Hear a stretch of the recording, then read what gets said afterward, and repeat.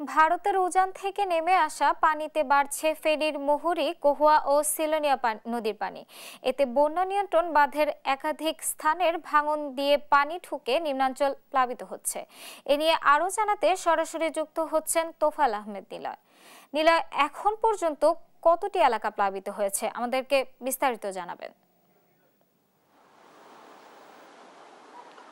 ধন্যবাদ। আসলে আমরা দেখেছি ফেনীর ফুলগাজী পরশুরামের যে বন্যা নিয়ন্ত্রণ বাঁধ রয়েছে, সেই বন্যা নিয়ন্ত্রণ বাঁধ গত ৮ই জুলাই এই বন্যা নিয়ন্ত্রণ বাঁধের ভাঙন সৃষ্টি হয়েছিল। সেই ভাঙন দিয়ে গতকাল দুপুরের পর থেকে নদীর পানি বৃদ্ধি হওয়ার পরপরই কিন্তু সেই ভাঙনগুলো দিয়ে লোকালয়ে পানি প্রবেশ করছে। আমি যে ভাঙনটিতে রয়েছি এটি হচ্ছে ফুলগাজী সদর ইউনিয়নের উত্তর শ্রীপুরের ভাঙন।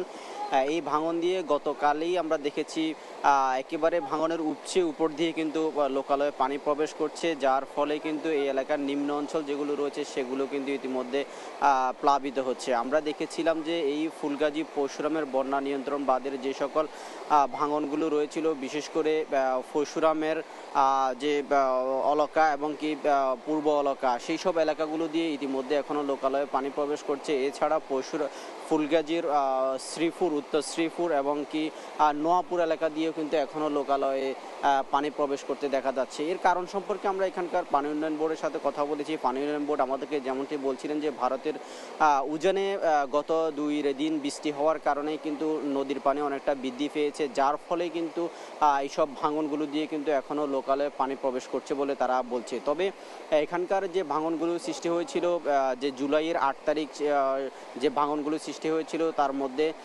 38টি ভাঙনের মেরামত কাজ করছিল পানি উন্নয়ন বোর্ড। তারা বলছিল যে সেই ভাঙনগুলো ইতিমধ্যে পুরোপুরি মেরামত কার্যক্রম করতে পারেনি। এর মধ্যে গত 8 জুলাই যে ভাঙন সৃষ্টি হয়েছিল তার মধ্যে 41টি ভাঙন সৃষ্টি হয়েছিল। সেই 41টি ভাঙনের মধ্যে 38টি পয়েন্টে কিন্তু তারা কাজ করছিল বলে জানিয়েছিলেন।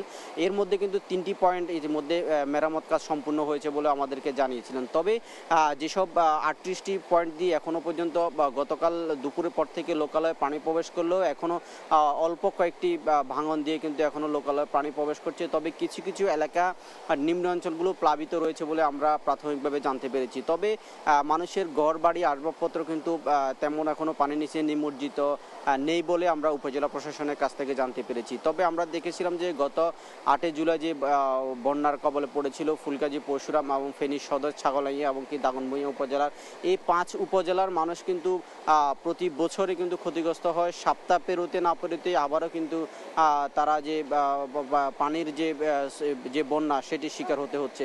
তবে এখানকার মানুষের যে দীর্ঘদিনের দুর্ভোগ, এই মুহুরী, কহুয়া এবং সিলোনিয়া নদীর বন্যা নিয়ন্ত্রণ বাঁধের যে 41টি পয়েন্টে ভাঙন দেখা দিয়েছিল, সেই 41টি পয়েন্ট কিন্তু পানি উন্নয়ন বোর্ড দ্রুত তারা মেরামত কার্যক্রম করছে না, যার ফলে কিন্তু এখানে এই ভাঙনগুলো দিয়ে নদীতে একটু পানি বৃদ্ধি ফেলেই কিন্তু সেখানে লোকালয়ে পানি প্রবেশ করছে। এখানকার মানুষের ঘর বাড়ি আসবাবপত্র সবগুলো কিন্তু পানির নিচে তলিয়ে থাকে বলে স্থানীয়রা বলছে। তো এই ছিল আমার কাছে ফেনীর ফুলগাজী থেকে বন্যার বাঁধ নিয়ে সর্বশেষ তথ্য।